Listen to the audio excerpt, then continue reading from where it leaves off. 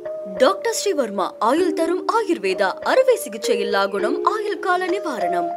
Yesterday courier private limited. Domestic international cargo உங்கள் இல்லம் தேடி வந்து கொரியர் புக்கிங் டெலிவரி செய்து தரப்படும். ஓரணியில் தமிழ்நாடு என்ற ஒரு புதிய சித்தாந்தத்தை தமிழக முதல்வர் தளபதி அவர்கள் அறிவித்திருக்கிறார்கள். இந்த தலைப்பு பல்வேறு கோணங்களை உள்ளடக்கி இருக்கிறது. முதலில் பிரிந்திருக்கின்ற அல்லது ஒத்த கருத்துடைய அல்லது நம்பால் விருப்பம் கொண்ட யார் யார் இருக்கிறார்களோ அவர்களையெல்லாம் சந்தித்து நம்முடைய கொள்கை விளக்கங்களை தெரிவித்து இந்த அணியிலே சேர்க்க வேண்டும் உறுப்பினராக என்பது இந்த தலைப்பினுடைய தத்துவத்திலே முதல் பாகம். அதோடு மட்டும் இல்லாமல் ஏதோ ஒரு நாள் செய்துவிட்டு முடிந்தது, நான் 4 பேரை கேட்டேன், 3 பேர் வரேன், நாங்கள் ஒருத்தர் வரலன்னு சொன்னார்னு சொல்லிவிட்டு எழுதிவிட முடியாது. இந்த தத்துவத்தை 1 மாத காலத்துக்கு மேலாக எல்லா இடங்களுக்கும் ஒன்றிய கழக செயலாளர்கள், நகர கழக செயலாளர்கள், இயக்கத்திலே இருக்கிற பல்வேறு பொறுப்பில் இருப்பவர்கள், மாவட்ட கழக செயலாளர்கள், ஏன் பொதுச் செயலாளராகிய நானும் கூட பல இடங்களிலே கலந்து கொண்டு தலைவருடைய ஆணை ஏற்று பணி செய்வோம். முதலில் அவர்கள் மற்றவர்களை நம் கட்சியிலே ஈர்க்கிற பொழுது அவர்களுக்கு வெறும் திமுகவினுடைய கோட்பாடுகளை சொன்னால் மட்டும் எடுபடாது. ஆனால் திராவிட முன்னேற்றக் கழகம் வெறும் அரசியல் கட்சி அல்ல, அது ஒரு சமுதாய போராளி கட்சி. தமிழ்நாட்டினுடைய இனம், மானம், மொழி, மரியாதை இவைகளையெல்லாம் கட்டி காக்கின்ற ஒரு கட்சி. தமிழ்நாடு யாருக்கும் 2ஆம் தர மாநிலமாக போகக்கூடாது என்பதில் அதிக அக்கறை உள்ள கட்சி. ஆகையினால் மற்றவர்களை சந்திக்கிற பொழுது மொழி மானம் காக்கிற பணியை நாங்கள் செய்கிறோம் என்று அவர்களை எடுத்து சொல்ல வேண்டும் என்பது தளபதியினுடைய கருத்திலே ஒன்று. அது மட்டும் அல்லாமல் சுருக்கமாக நான் உங்களுக்கு சொல்கிறேன், ஒவ்வொரு குடும்பத்திலும் பிரச்சாரங்கள் இன்றைக்கு மாறிப்போய் இருக்கிறது. கொஞ்ச காலத்துக்கு முன்னால் ஒரு பொதுக்கூட்டம் என்று சொன்னால் ஆண் பெண்கள் அடுக்கடுக்காக உட்கார்ந்து ஒரு பெருங்கூட்டத்தை 3 மணி நேரம் ரசிப்பார்கள். ஆனால் இன்றைக்கு அந்த மாதிரி ட்ரெண்டு கிடையாது. எதையும் டிவியில் பார்த்துவிட்டு போய்விடலாம் என்ற நிலை இருக்கிறது. ஆகையினால் பெரும்பகுதி முன்பெல்லாம் மைக் வைத்து பேசுவோம், இப்போ அப்படி அல்ல.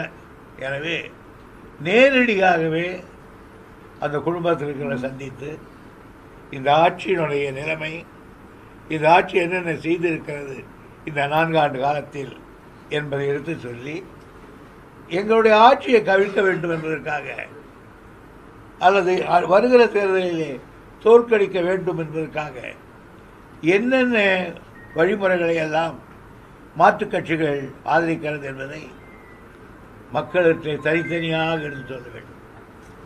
பொதுக்கூட்டத்திலே கேட்டால் 10ஓடு 11 தடிவிற்கு போயிருப்பார். தனிமற்றதே ஒரு 5 நிமிடம் 10 நிமிடம் பேசினால் அவர்களுக்கு இந்த கட்சியின்பால் அதிக நாட்டம் ஏற்படும் என்று வீடு வீடாக போக வேண்டும் என்று நாங்கள் தெரிவித்தோம்.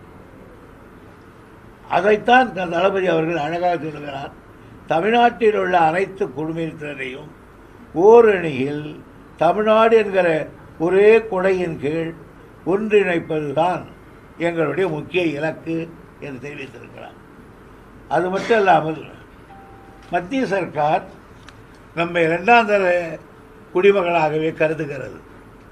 மத்திய சர்க்கார் மாநிலங்களுக்கு தர வேண்டிய நிதியை தர மறுப்பதோடு அதற்கு எதிர்விளைவையும் செய்கிறது.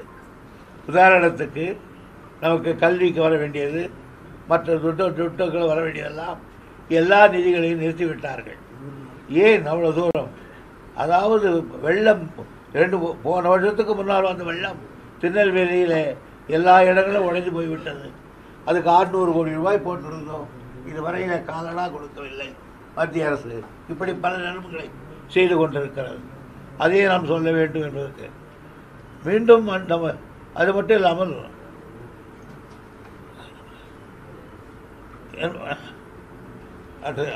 ஆகையினால் மத்திய சர்க்காருக்கு கொடுக்காததை அவர்கள். எனவே இந்த தலைப்பில் இது 3வது பிரிவு. முதல் பிரிவு அதாவது மற்றவர்களாக இணைப்பது, நாம் ஓரணியில் இருப்பது. ஆனால் 3வது மத்திய சர்க்கார் நமக்கு செய்வது நாம் என்ன செய்வோம் என்பதை அறிவித்திருப்பது. ஆகையினால இன்னும் ஒன்று சொல்கிறேன், மத்திய சர்க்காருக்கு நம் மீது எவ்வளவு வெறுப்பு இருக்கிறது. கீழடி உங்களுக்கு தெரியும், எல்லாம் பத்திரிகைகளை எழுதி எழுதி ஓய்ந்து போன ஒரு சப்ஜெக்ட். அந்த கீழடியை கூட இங்கே என்னுடைய அந்த அமைச்சர் வந்து இங்கே பார்த்து விட்டு போகும்போது இன்னும் கொஞ்சம் இதை பற்றி வேண்டும் என்று சொல்லிவிட்டு போயிருக்கிறார். அப்படி வந்து போன அமைச்சர் எனக்கு வேண்டியவர் தான். அவர் தான் போன முறை நீர்வளத்துறை மந்திரியாக இருந்தவர். நான் அன்றைக்கு அவரை பார்க்க கூட முயற்சித்தேன். நல்ல காலம் இந்த மாதிரி ஒரு ஸ்டேட்மெண்ட்டை விட்ட பொழுது எனக்கு இங்கே கஷ்டமாக இருந்தது. ஆகையினால் கீழடி இருக்கிறது இன்னும் அவர் ஏற்றுக்கொள்ளவில்லை. இன்னும் சொல்ல போனால் மொஹஞ்சதாரோவை அவர் ஏற்றுக்கொள்ளவில்லை.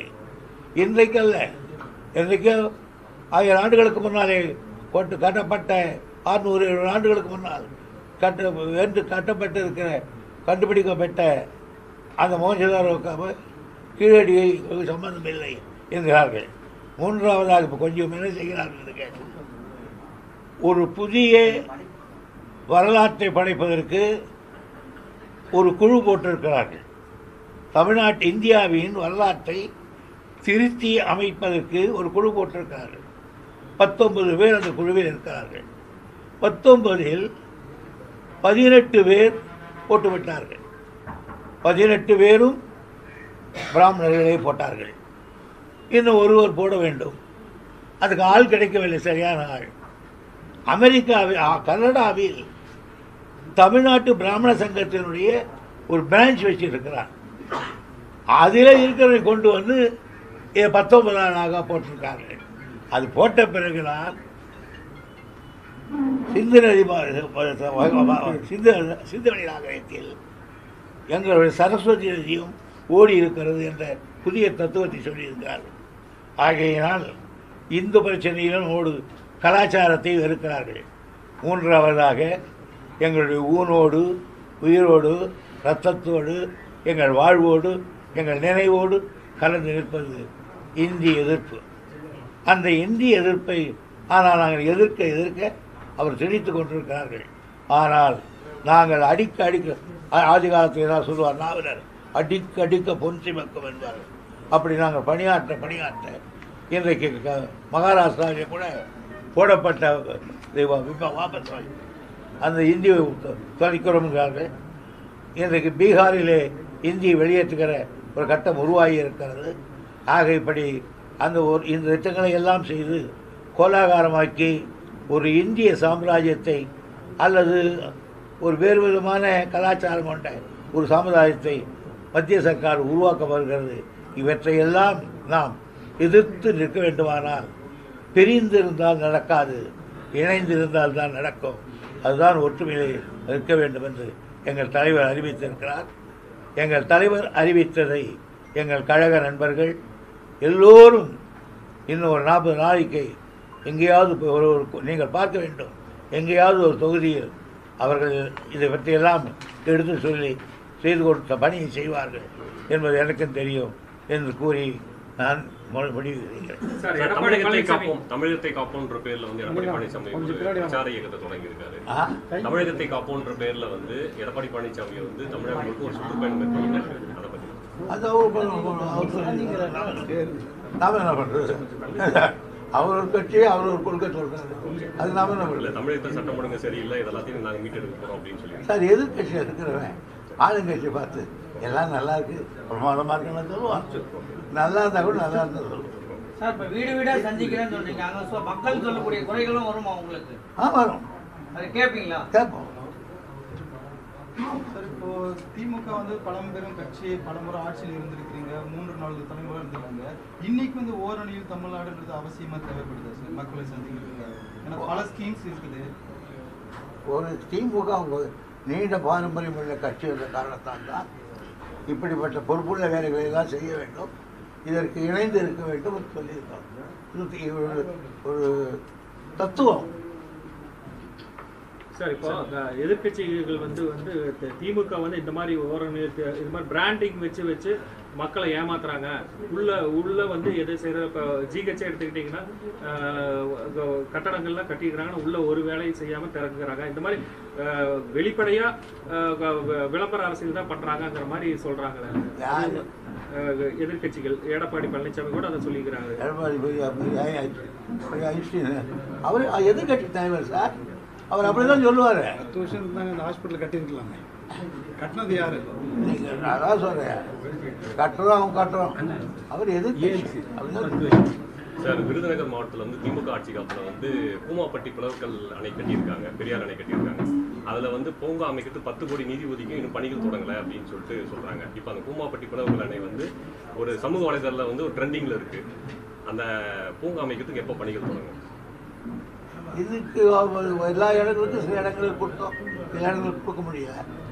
ரெண்டாவது சில இடங்களில் வந்து வாங்கின்னு போகிறாங்க தவிர வேறு நெல்லாம் சரியாக இருக்கிறது இல்லை, அதனால இப்படியாக இருக்கும். அதனால் நான் சொல்லியிருக்கேன், அது என்ன உடனே படத்துக்கு பார்க்குறேன்.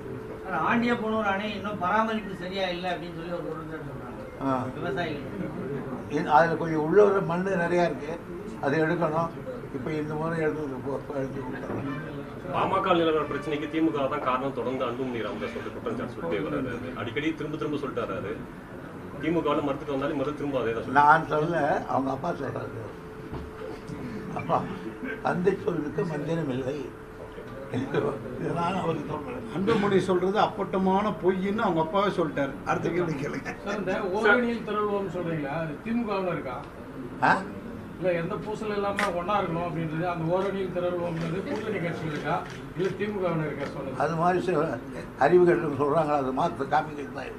அதாவது இந்த அறிக்கையிலே சொல்லியிருக்காங்க பாருங்க, ஓரணியில் திரள்வோம்னு சொல்றது நாட்டை காப்பதற்கு எல்லாம் ஒன்றுக்கு ஒன்றும் திமுக அரசின் சாதனைகள், தலைவர் தளபதி செய்த சாதனைகள், இந்த சாதனைகள் வச்சு ஓரணியில் திரள்வோம். அடுத்து பாசிச பாரதிய ஜனதா கட்சி ஆட்சி, அது பின்னாடி இயக்கக்கூடிய மோடி, அது பின்னாடி இருக்கக்கூடிய எடப்பாடி வரக்கூடாதுன்றதான் ஓரணியில் திரள்வோன்னு அதுல கேள்வி கேட்கிற பிரகாஷும் இருக்கணும்ன்றதான் எங்களுடைய ஆசை. Yesterday courier private limited domestic international cargo உங்கள் இல்லம் தேடி வந்து கொரியர் புக்கிங் டெலிவரி செய்து தரப்படும். டாக்டர் ஸ்ரீவர்மா ஆயுள் தரும் ஆயுர்வேதா அறுவை சிகிச்சை இல்லா குணம், ஆயுள் கால நிவாரணம். என்றும் உங்களுடன் மை இந்தியா. முக்கிய செய்திகளை உடனுக்குடன் தெரிந்து கொள்ள சப்ஸ்கிரைப் பண்ணுங்க, பெல் பட்டனை பிரஸ் பண்ணுங்க. என்றும் உங்களுடன் மை இந்தியா.